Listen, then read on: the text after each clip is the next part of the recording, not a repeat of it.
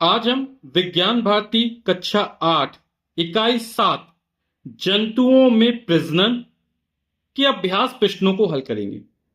पहला प्रश्न है, सही विकल्प छांटकर अपनी अभ्यास पुस्तिका में लिखिए। जंतुओं में निरंतरता के लिए आवश्यकता है।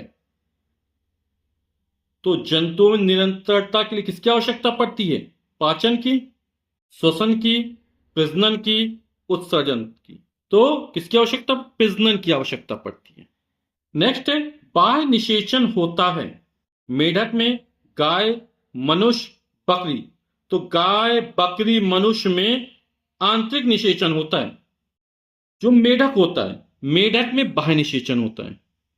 नेक्स्ट, लैंगिक प्रजनन में भाग लेते हैं दो नर जंतु, एक नर एवं एक मादा जंतु, दो मादा जंतु, इनमें से कोई नहीं। तो लैंगिक प्रजनन में एक नर एवं एक मादा जंतु भाग लेते हैं। ठीक। नेक्स्ट है, आंतरिक निषेचन होता है नर शरीर के बाहर, मादा शरीर के बाहर, नर शरीर के अंदर, मादा शरीर के अंदर। तो जो आंतरिक निषेचन होता है वो मादा शरीर के अंदर होता है। मादा जननांग है वृषण, गर्भाशय, शिश्न, शुक्रवाहिनी। तो वृषण, शिश्न, शुक्रवाहिनी ये नर जननांग है। जो गर्भाशय है वो मादा जननांग है। प्रश्न का 2 है, निम्नलिखित कथनों में सही कथन पर सही और गलत कथन पर गलत का चिन्ह लगाइए। अमीबा मुकुलन द्वारा प्रजनन करता है।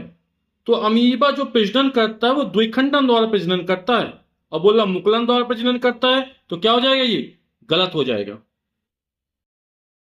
मेढक में बाह्य निषेचन होता है, और ये कथन क्या है? बिल्कुल सही है। नेक्स्ट, अलैंगिक प्रजनन की क्रिया में निषेचन होता है। तो ये कथन हमारे गलत है। शुक्राणु नर युग्मक है, और ये हमारा कथन कैसा है? बिल्कुल सही है। अंडाशय से शुक्राणु निकलते, गलत है। अंडाशय अंडाणु निकलते हैं। प्रश्न का 3 है, निम्नलिखित स्तंभ का के कथनों को स्तंभ खा के कथनों से सुमेलित कीजिए। स्तंभ का, स्तंभ खा। मेढक, और मेढक में क्या होता है? बाह्य निषेचन होता है। केचुआ, और केचुआ क्या हमारा? द्विलिंगी जंतु है। शुक्राणु, और जो शुक्राणु होते हैं वो नर युग्मक से निकलते हैं। मनुष्य, और मनुष्य कैसा है? जरायुज है। बच्चे पैदा करते हैं वो जरायुज कहलाते हैं। अंडाणु, अंडाणु जो होते हैं मादा युग्मक से निकलते हैं। और भ्रूण, भ्रूण क्या हो जाए? गर्भाशय में हो जाए। प्रश्न का 4 है, द्विलिंगी किसे कहते हैं? उदाहरण सहित समझाइए। तो उत्तर हो जाएगा, जिन जंतुओं में नर एवं मादा जनन अंग एक ही जंतु में पाए जाते हैं, ऐसे जंतुओं को द्विलिंगी जंतु कहते हैं। और इसके उदाहरण क्या है? केंचुआ, जोंक आदि।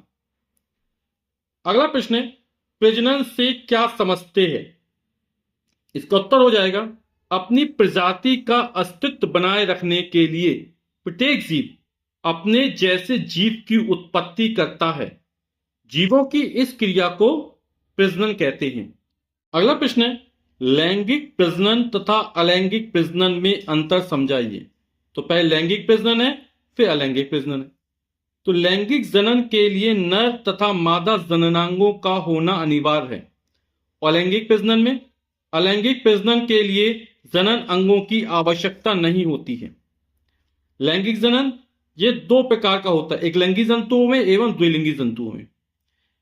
यह मुकुलन, द्विखंडन, बहुविभाजन द्वारा होता है। लैंगिक प्रजनन के उदाहरण क्या हो जाएंगे? मछली, मेढक, गाय, बकरी, केंचुआ, जोंक आदि।